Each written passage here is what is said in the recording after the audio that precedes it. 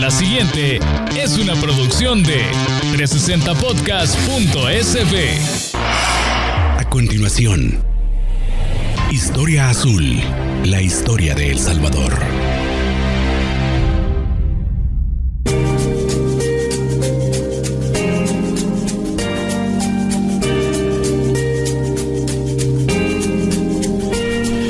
Nuevamente, amigos, a este programa, a este espacio llamado Historia Azul, la historia de El Salvador. Estamos en el episodio número 5 de la tercera temporada y el episodio número 30 desde que comenzamos este proyecto Historia Azul, la historia de El Salvador, el cual pues pretende consistentemente llevarles a nuestros oyentes, a nuestra audiencia, la historia de nuestro país, la historia de El Salvador, desde un punto de vista distinto a la historia de bronce. No vamos a centrarnos nunca en aquella historia oficial que se ha venido contando generación tras generación y que muchas veces está pues fundamentada en leyendas, sino que vamos a trabajar sobre las fuentes que históricamente pues pueden respaldar lo que aquí hablamos y lo que aquí presentamos. En esta ocasión estamos para darle continuidad al tema que presentamos la semana pasada, arqueología subacuática en El Salvador, y para ello pues nos acompaña nuestro buen amigo Marlon Escamilla y por supuesto Herbert Erquicia, nuestro arqueólogo e historiador, gran brother, con el cual pues hemos armado este proyecto desde el principio.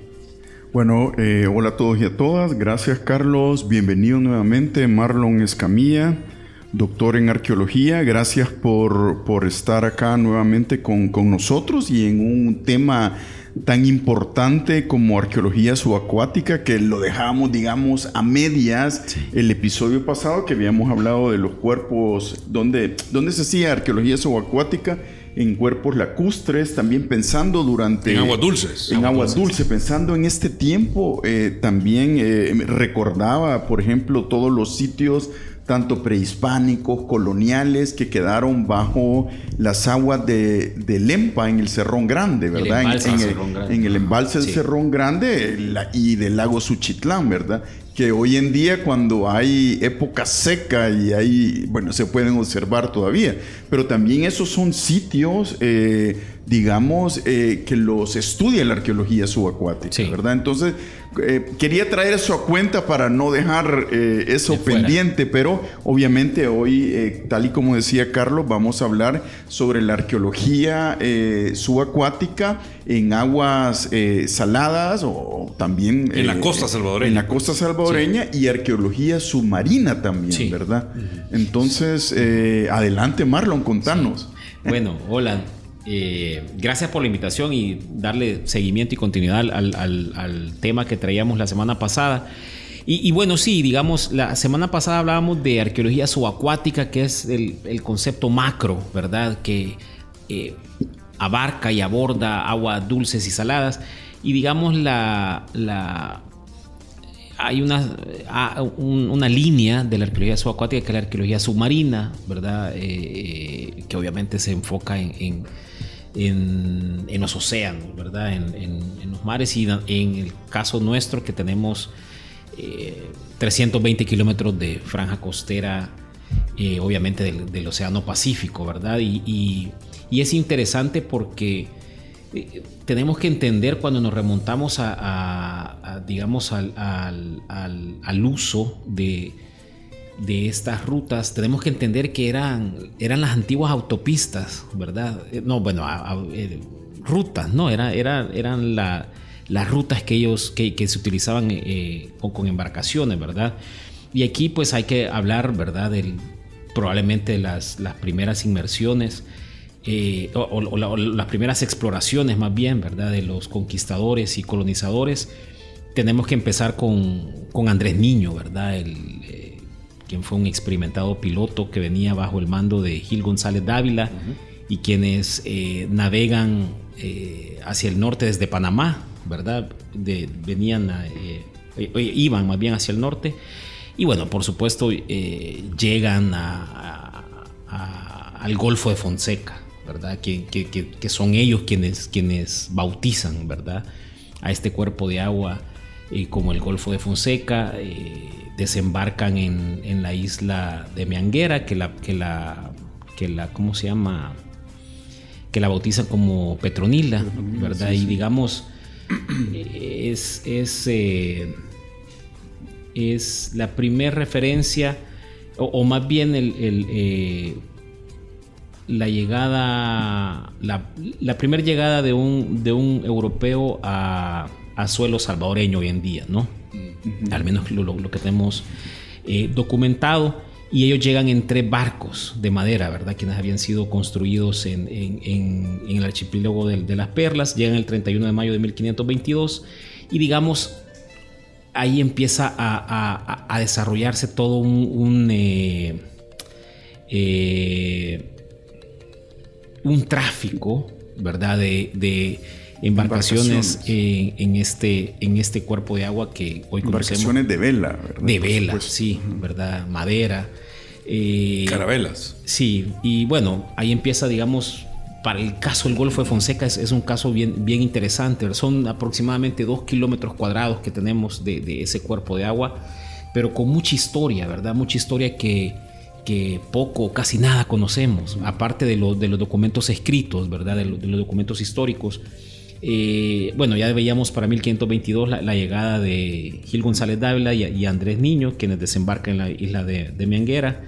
Para 1533, más o menos una década después, Pedro de Alvarado manda a construir una flotilla de 10 barcos en su viaje que él emprende hacia el Perú, ¿verdad? Hacia el sur, de los cuales 2 se le hunden en aguas del Golfo y en teoría se le hunden ya con el cargamento que él llevaba, ¿verdad? Entonces sabemos que hay 2 embarcaciones que se le hunden en las aguas del investigadas, Golfo. No estudiadas. Investigadas, pero no encontradas. Sí. Andan preguntando dónde andan. Sí, entonces los documentos históricos hablan de que se hunden en el puerto de Amapala. Ajá. Para esta Actualmente época, Honduras. No. El puerto de Amapala es el antiguo puerto de... El actual puerto de Amapala es la isla del Tigre, ¿verdad? Ajá. En Honduras. Ajá. Pero el puerto de Amapala, el colonial, es donde está el convento Santa María de las Nieves de Amapala. Es un lugar donde hoy se llama Pueblo Viejo y es una riada donde podés, digamos, acceder, ¿verdad? Sí. Es que y esto es interesante porque justo eso se piensa, ¿verdad? Puerto de Amapala, y uno lo asocia inmediatamente con Honduras, pero no. Es, como bien lo mencionaba Herbert, es el convento franciscano, ¿verdad? Santa María de las Nieves. Cuando hablamos de esta época, pensar en un puerto, obviamente no tenemos que pensar en un brazo construido en aguas. Sí, no, ¿verdad? Básicamente lo que buscaban eran aguas mansas, aguas tranquilas. Que cómo se creaban esas aguas a través de salientes naturales, sí, ¿verdad? Y justo donde se encuentran los restos de este convento franciscano de Santa María de las Nieves. Que está actualmente, o dónde lo podemos ubicar en la actualidad. Obviamente, o sea, ¿dónde está ese convento? Los restos están en un lugar que se llama Pueblo Viejo, que de hecho Marlon... ¿El Salvador, Nicaragua? No, del Salvador. Está camino a Punta Chiquirín, sí, antes de llegar a Punta Chiquirín. Quizás para que las personas que nos escuchan y nos ven puedan entender, en la época colonial el único acceso a tierra firme en el Golfo de Fonseca es a través del canal que recorre el actual El Salvador, ¿verdad? Sí. Entonces, entre la isla más o menos entre Conchahuita, ¿verdad? Conchahuita y este puerto, ¿verdad? Entre Punta Chiquirín. Entre Punta Chiquirín. Entonces, por ahí, si vos querías ir a tierra firme, no podías ir en el Golfo, no podés acceder a la parte ni nicaragüense ni hondureña, ¿verdad? Porque son aguas pachas. Sí. Mientras que aquí está el canal natural. Entonces, por ende ahí se desarrolló en el lado... Que eventualmente... Sí, bueno, después, ¿verdad? Pero en este lado es donde se desarrolla todo lo que Marlon está contando, que por cierto también te tocó excavar ahí con los argentinos y hacer... Entonces, contanos sobre ello. En base a esta referencia, pues obviamente hay mucho potencial, ¿verdad? De encontrar estas embarcaciones. ¿Cuánto es la duración? ¿Cuánto dura sumergido un barco de del siglo XVI que se hundió y, o sea, ¿en cuánto tiempo se lo acabe el mar? Pues? Va a depender de muchas variables, muchos factores. Si hay oleaje, el oleaje se revuelca, acaba la embarcación, y más en este caso que son de madera, ¿verdad? Y que no es tan profundo también. Exacto. Entonces va a depender de muchas. Si hay fango, el fango también ayuda a la conservación de la madera, digamos, ¿verdad? Entonces son muchas variables, el pH que tenga. Y en tu experiencia o tu conocimiento, ¿qué probabilidades hay de encontrar esos barcos con los recursos y la investigación adecuada? ¿Qué probabilidad hay de encontrar esas embarcaciones? Yo creo que es alta la probabilidad. Con los recursos que tú lo decís. Claro, sí. Porque nosotros nos fuimos en buen salvadoreño a pie, claro, ¿verdad? Entonces, con los documentos históricos, con los restos del antiguo convento, hicimos digamos, un recorrido con embarcación para delimitar un área donde nosotros consideramos que puede estar el antiguo puerto de Amapala, y nos sumergimos, ¿verdad? Yo creo que es el peor buceo que he hecho en mi vida en términos de visibilidad. No hay cero visibilidad, y uno da igual abrir los ojos como cerrarlos. No se ve la mano uno, pero totalmente oscuro. Y con corriente. Entonces, y abajo, es fangoso, me imagino. Eso es el punto. Abajo hay una capa de fango. Nosotros metimos una vara de hierro de 1.5 metros y se hundió totalmente. Entonces, Mira, ¿qué ocasiona eso? Es decir, una tormenta, estamos muy cerca de la orilla para que la tormenta que encalló, dio vuelta. ¿Y cómo se hunde un barco tan cerca de la orilla? Bueno, habría que ver. Pudo haber sido que tenía problemas estas embarcaciones. Acordémonos que eran hechizas. No, y eran recién hechas, estaban nuevas, digamos, que no estaban calafateadas. Exactamente. Madera verde. Un montón de cosas. Sí. Factores. Entonces, pero digamos, el potencial es alto, ¿verdad? Entonces, estas dos embarcaciones fijos están ahí. ¿Dónde? ¿Quién sabe, verdad? Ahora, lo que tú decís es importante. Ya probamos a pie y es buscar una aguja en un pajar. Es paja, ¿verdad? Es mentira en buen salvadoreño. Entonces hay que traer tecnología, ¿verdad? Para poder hacer un reconocimiento. ¿Por qué? A ver, no sé, uno nunca sabe quién nos está escuchando, pero ¿por qué sería importante o cuál podría ser el atractivo para una persona que se dedica a rescatar ese tipo de embarcaciones? Es decir, vaya, tú ves en la televisión, tenemos ahora la oportunidad de ver las plataformas, diferentes programas que hablan de que hay personas que se dedican exclusivamente a la investigación y a recuperar ese tipo de naufragios por los valores que llevan los naufragios, no necesariamente oro, especialmente si iba hacia el Perú, ¿verdad? Difícilmente iba cargado de oro, pretendía regresar cargado de oro. Exacto. Pero llevaba cañones, llevaba herramientas, llevaba pertrechos militares, tecnología, porque pues siendo un territorio mucho más grande que Centroamérica, había que apoyar en lo que se pudiera. ¿Por qué? Aparte del tema cultural, que obviamente pues, sí, es enriquecedor y nos dice mucho de lo nuestro, ¿por qué podría ser interesante? ¿Qué podría encontrar alguien ahí? Yo creo que algo importante también que va más allá de los objetos que podamos encontrar, ¿verdad? Ajá. Yo creo que un dato importante es la tecnología naval que nos puede revelar, ¿verdad?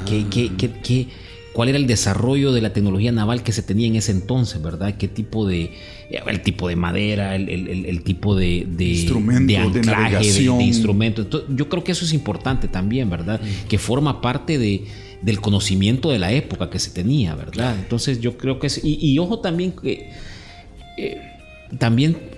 estamos cerca de caer en el error de asociar al Golfo de Fonseca solo con estas embarcaciones, pero las islas del Golfo de Fonseca tienen sitios arqueológicos prehispánicos también. Wow. Entonces, lo cual denota un tráfico acuático, ¿verdad? Entre tierra firme y las islas. Entonces, de repente también, por supuesto que podemos encontrar patrimonio cultural subacuático prehispánico, indígena, ¿verdad? Y no solamente estas embarcaciones del siglo XVI, perdón. Sí, no, lo que yo es importantísimo esta tecnología naval, como dice Marlon, obviamente la construcción de estos barcos, los instrumentos que llevaban. De eso se conoce mucho porque hay documentación. Sí. Y eso es lo interesante en este caso de la arqueología subacuática, cuando está vinculada con los hechos, con esta parte de la historia, ¿verdad? Por ejemplo, el Museo Naval de España tiene documentados toda esta tecnología que se utilizaba, todos estos instrumentos, ¿verdad? Pero en este caso son barcos hechos acá, ¿verdad? En el territorio, locales, en el astillero de acá, en donde también es importante, ¿verdad? Y así podemos seguir con otros hallazgos, ¿verdad? Y como dice Marlon, la interrelación en todas estas islas del Golfo tienen que haber mucho más hallazgos, lo que me imagino que es casi en mar abierto. Bueno, no es mar abierto, pero ha de ser un tanto difícil el buceo allí, por supuesto. Para mí es el buceo más complejo, al menos el que yo he hecho. En el Golfo es sumamente complejo, el buceo es muy técnico, hay mucha... ¿cómo se llaman? ¿Lama o qué? No, las jellyfish. Medusa. Okay. Medusa. Es increíble la cantidad que hay. Pero bueno, y de ahí, siguiendo un poco con los datos históricos del Golfo, ¿verdad? Luego, años después, más adelante de esta flotilla de 10 barcos que 2 se le hunden a Pedro Alvarado, para 1579, Sir Francis Drake incursiona en el Golfo, ¿verdad? Y según los datos históricos también entierra tesoros en una de las islas, ¿verdad? Según estos documentos, ¿verdad? Que también forma parte de esa interacción que se estaba dando en el Golfo de Fonseca. Para 1590, Francisco Valverde de Morcade hace mención de 3 canales de acceso al Golfo, y él habla de la población indígena que había en las islas. Entonces, obviamente, digamos, estaban habitadas estas islas y había un tráfico acuático entre tierra firme. Bueno, en Conchagüita hay dos restos de iglesia, Santa Ana la Teca y Santiago Conchagua. Las originales, ¿verdad? Digamos, Santiago Conchagua, las originales. Siglo XVI. ¿Verdad? Siglo XVI, siglo XVII, hasta que ocurre la llegada de los filibusteros, piratas y demás, que ya lo hablábamos, ¿te acordás? Con Pedro Escalante estuvimos hablando sobre ello. Y viene algo de eso, Y ya mucho más adelante, ya en finales del 18, 1794 a 1796, el capitán del bergantín español activo realiza una descripción geográfica del Golfo, ¿verdad? Y hay un mapa. Eso es importante. Y menciona lo que mencionaba Herbert. Se menciona la presencia de piratas ingleses, ¿verdad? En el Golfo. Y digamos, hay toda una historia por construir en el Golfo de Fonseca, que obviamente la arqueología subacuática nos puede permitir acercarnos más a esos datos, ¿verdad? Toda esta documentación de las cartas náuticas, por ejemplo, de todo lo que se va documentando, pues, a partir de la cartografía y yo creo que es muy interesante. Desde los ingleses, los españoles, los portugueses, para nosotros que nos gustan estos temas, o que en el caso de ustedes son doctos y dedicados a estos temas, es una bendición que hayan sido los militares quienes primeramente comenzaron con esto, porque ellos por disciplina documentan todo, absolutamente todo, y eso es por control, por pura gestión adecuada de los recursos, y eso, gracias a Dios, lo tenemos como para poder interpretar lo que sucedía en todas esas épocas. Sí, también yo creo que en ese sentido es importante saber que la autoridad, digamos, colonial española venía de una tradición de documentar todo, ¿verdad? Claro. Hay una documentación hasta de cosas, yo creo que ya lo hemos hablado que pensaría uno que son superfluas, pero esa documentación nos ayuda muchísimo, obviamente, a entender, ¿verdad? Entender este contexto y lo que se está viviendo, eso sí. Estamos en el Golfo de Fonseca, digamos que ahí pues obviamente pues hay una gran cantidad de actividad durante toda la época colonial. En un momento pues se disminuye, pero en general ¿cuántos naufragios se tiene documentado en la costa? No, pues no sabría dar un dato específico de cuántos naufragios. Son muchos, muchísimos, ¿verdad? Eran aguas peligrosas, los arrecifes sobre todo, ¿verdad? Era la zona de los Cóbanos, era una zona muy, muy técnica a la hora de navegarla, ¿verdad? Y se cometieron muchos errores y por eso hay muchos naufragios. Y subiendo la costa llegamos a la Libertad. Ya para el 19, ¿verdad? Digamos, para el siglo XIX ya el comercio obviamente va cambiando, está revolucionando, ¿verdad? Fracasan los planes de construir el canal a través del Istmo hacia el Golfo de Fonseca, ¿verdad? No se da. La creación de la línea férrea en Panamá obviamente trajo un aumento en el tráfico marítimo, ¿verdad? En las costas salvadoreñas se le da una nueva vida a los puertos, digamos, que estaban activos en ese entonces. La visita de vapores americanos para hacia, digamos, a mitad del siglo XIX, ¿verdad? Empiezan a desarrollar visitas regulares a los puertos de la Unión, La Libertad, Acajutla, por supuesto, ¿verdad? Y esto obviamente se incrementó en las décadas siguientes cuando los vapores de la Panama Railroad Company y la Pacific Mail Steamship Company seguían la costa y, digamos, estaban utilizando estos puertos, ¿verdad? De manera más continua, ¿verdad? Y hay que tomar en cuenta que estas rutas conectaban a El Salvador con otras conexiones que se expandían hacia del Pacífico a Asia, Norte y Suramérica, y al lado opuesto del Istmo también, ¿verdad? Hacia los puertos del Caribe, Europa y el Atlántico en América del Norte y el Sur. Esta actividad comercial, este aumento de la actividad comercial no estaba libre de riesgos.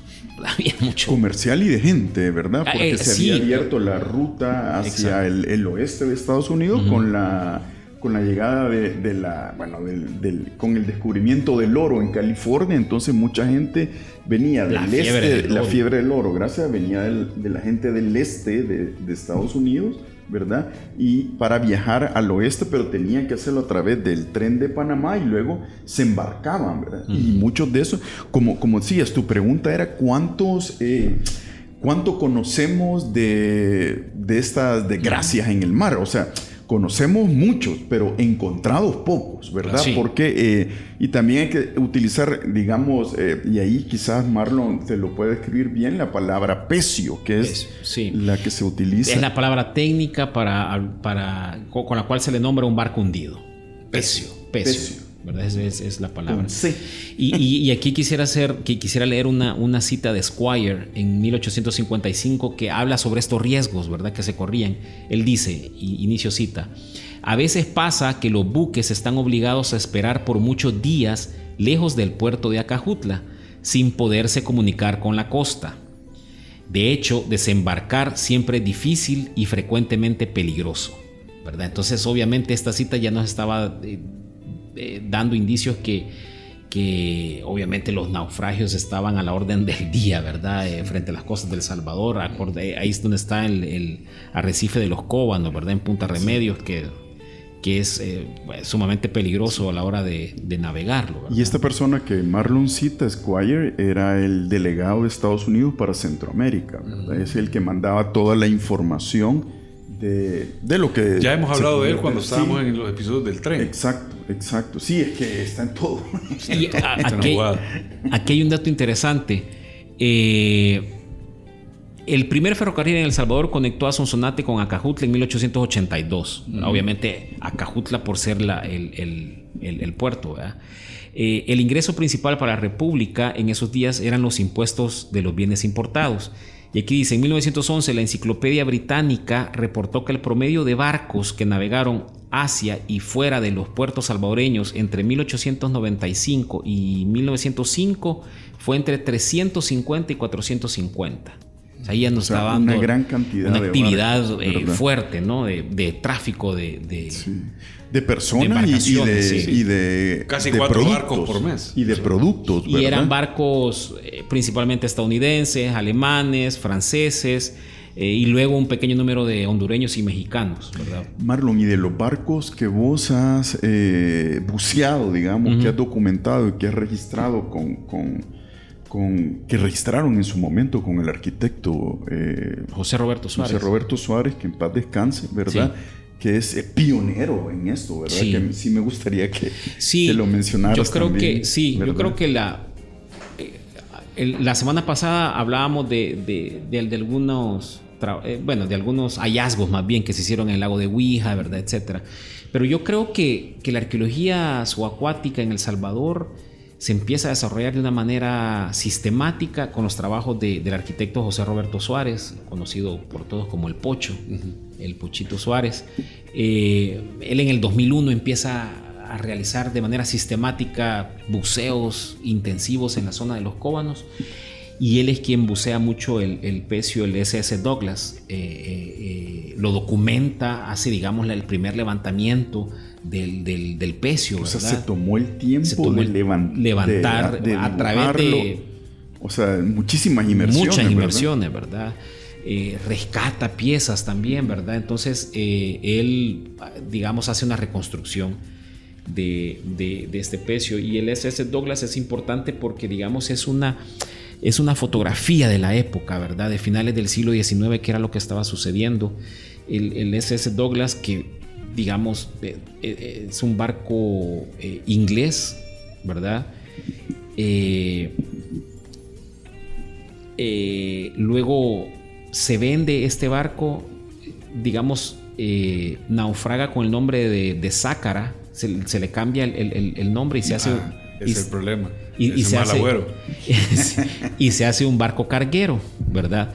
Y bueno, para esa época, por ejemplo, cuando naufraga... ya era un barco de vapor, obviamente, ¿verdad? Ya era de vapor. De vela a vapor. Sí, ya digamos, ya no era esa mixto. transición de las embarcaciones de los barcos de vela y vapor, ya, digamos, para la segunda mitad del siglo XIX ya había mucho tráfico de embarcaciones de vapor, ¿verdad? Uno de estos era el SS Douglas o de Sácara, que es como el nombre que tenía cuando naufraga y se hunde.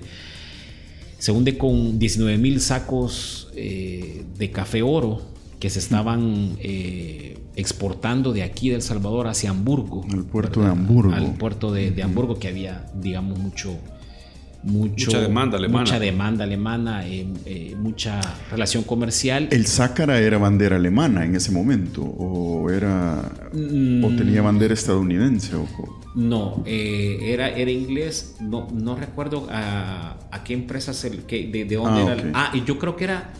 No me acuerdo si era Escocia. No lo recuerdo bien. Okay. Pero sí, digamos, el Sácara se hunde, ¿verdad? En las costas de los Cóbanos, en Punta Remedios. Está a escasos 30 metros de profundidad, ¿verdad? Está, digamos, de hecho, cuando baja la marea uno puede ver la torreta todavía en la superficie, ¿verdad? Uno va en una embarcación y ve la torreta, ¿verdad? Wow. De este barco, que obviamente da muchos datos de la época, ¿no? De lo que se estaba comercializando, ¿verdad? Ya habíamos pasado, básicamente los productos que se transportaban era añil, luego café, ¿verdad?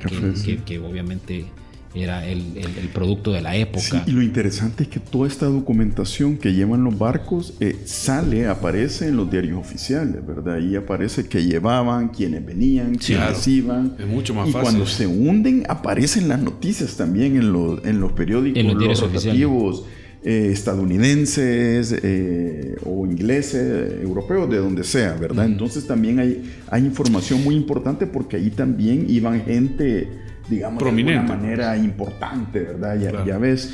Me mencionaba San Blas. En el caso del puerto de la Libertad también hay algunos barcos hundidos, ¿verdad? Barcos hundidos, por ejemplo, hay un hallazgo interesante y yo los invito a que visiten el Museo Militar que está en el Zapote. En el Zapote. El cuartel del Zapote. Ahí está, casi que pasa desapercibido, hay un cañoncito pequeño que proviene del Puerto de la Libertad. Que defendía el Puerto de la Libertad. Pues una de las hipótesis es que muchos puertos de la época tenían cañones en los costados, ajá, ¿verdad? De manera ornamental, digamos. Otros puertos sí, como para defensa. Pero en el caso del Puerto de la Libertad, al menos yo he indagado y no he visto ninguna imagen o una referencia que tuviese empotrados estos cañones, ¿verdad? Entonces, pero cuando uno indaga, este cañón salió el oleaje lo saca. Entonces, eso nos da indicio de que puede haber un barco muy cerca, como el caso del San Blas que tú mencionabas, que el San Blas está en la playa del San Blas, que por eso se le nombra a la playa del San Blas por esta embarcación que se hunde. Y el San Blas está en donde rompen las olas, en el oleaje. Está San Blas era un barco de mercadería también. El San Blas también era... ¿De qué época es? Ya voy a recordar de la época exacta.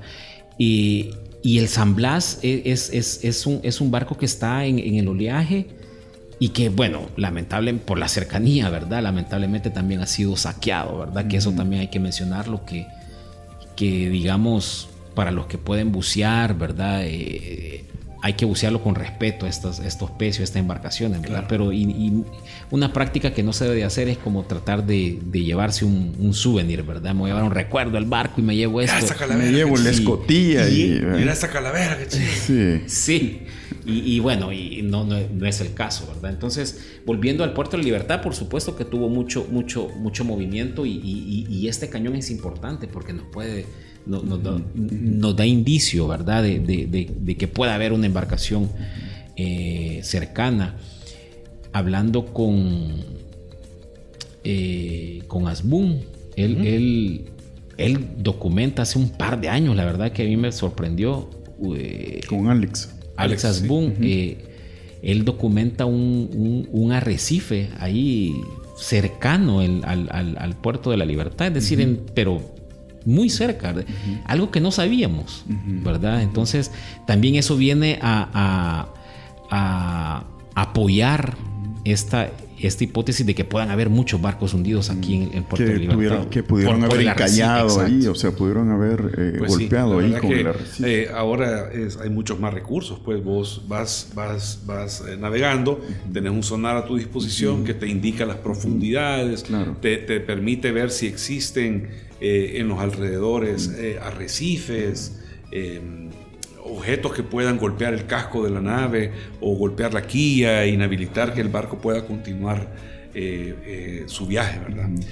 Ha sido interesantísimo el tema. Creo que hemos aprendido muchísimo, Marlon, sobre cosas que realmente ni idea teníamos sobre el impacto y la relación que tenía el tema de la arqueología acuática de nuestro país.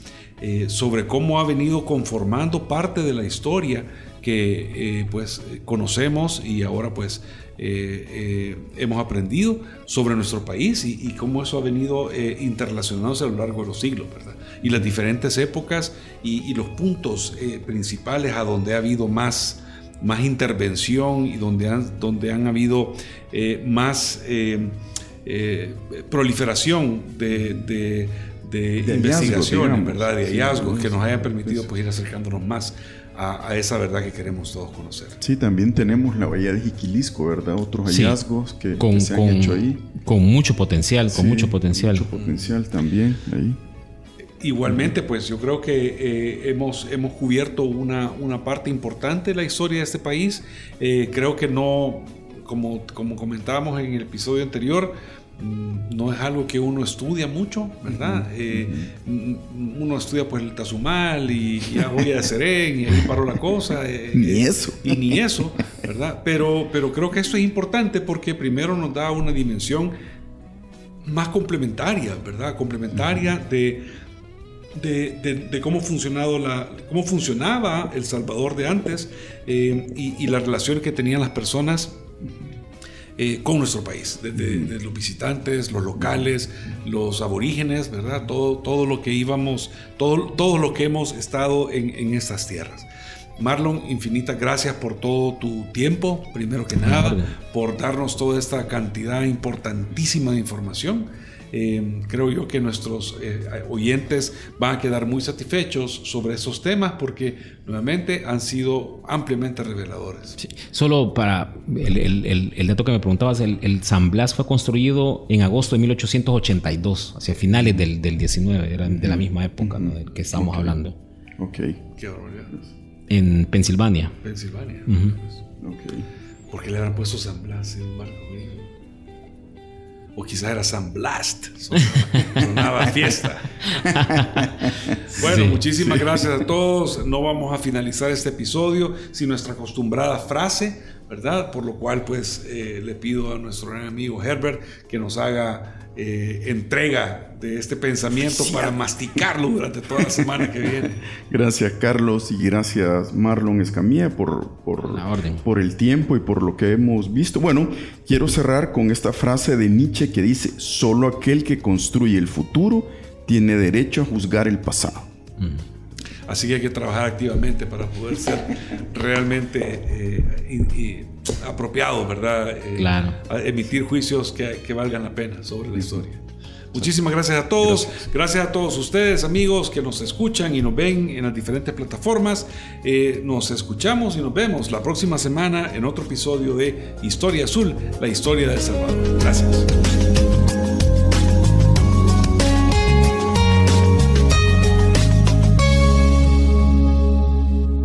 Esta fue una producción de 360podcast.sb.